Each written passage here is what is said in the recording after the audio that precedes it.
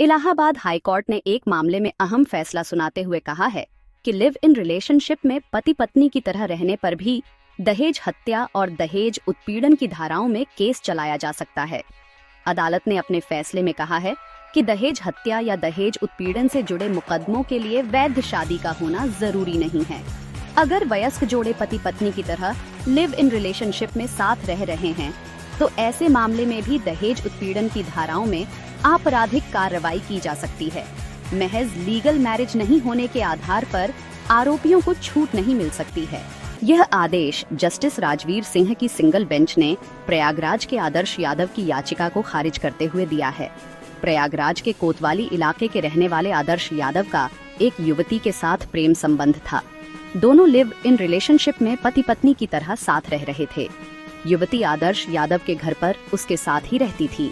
साल 2022 में आदर्श के साथ लिव इन रिलेशनशिप में रह रही युवती का शव संदिग्ध हालत में आदर्श के घर पर ही पाया गया। आदर्श का दावा था कि मामूली कहासुनी के बाद युवती ने खुदकुशी कर ली है, जबकि युवती के परिवार वालों ने शिकायत दर्ज कराई थी कि आदर्श और उसका परिवार दहेज को लेकर उत्पीड़न करता था।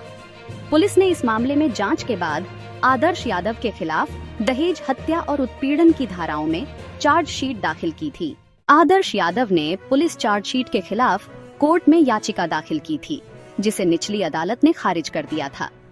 आदर्श ने इसके बाद इलाहाबाद हाईकोर्ट में सीआरपीसी की धारा 482 के तहत अर्जी दाखिल की और अपने खिलाफ चल रहे क्रिमिनल केस को रद्द किए जाने की मांग की। आदर्श यादव की तरफ से दलील दी गई कि युवती के साथ उसकी शादी नहीं हुई थी, वह उसकी पत्नी नहीं थी, इसलिए दहेज हत्या के आरोप में केस नहीं चल सकता है।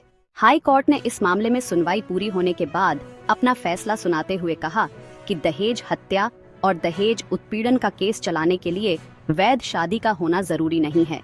अगर वयस्क जोड़ा लिव इन रिलेशनशिप में पति पत्नी की तरह साथ रह रहा है तो ऐसे मामलों में भी दहेज उत्पीड़न और दहेज हत्या की धाराओं के तहत कार्रवाई किए जाने का प्रावधान है। हाईकोर्ट ने निचली अदालत के फैसले को सही माना है।